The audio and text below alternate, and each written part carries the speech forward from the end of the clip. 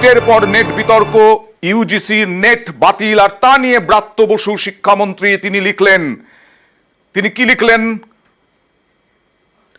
কেলেঙ্কারির সিরিজে আরো এক নয়া কেলেঙ্কারি। ইউজিসি নেট বাতিলে স্পষ্ট পরীক্ষা ব্যবস্থার ভিতের সঙ্গেই আপোষ হয়েছে। আজকে এক স্যান্ডেলে লিখলেন শিক্ষামন্ত্রী ব্রাত্য বসু। আরো লিখলেন সিবিআই তদন্তের নির্দেশ দেওয়া হয়েছে, তবে আদৌ দুর্নীতির মাথাদের ধরা যাবে কিনা তা নিয়ে প্রশ্ন থেকেই যাচ্ছে।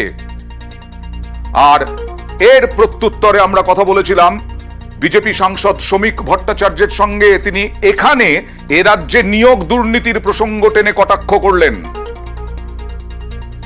যে ব্রাত্য বসু নাটক করতেন সেই ব্রাত্য বসু অন্য, এই ব্রাত্য বসু কথা বলছেন গুলিয়ে দেবার জন্য।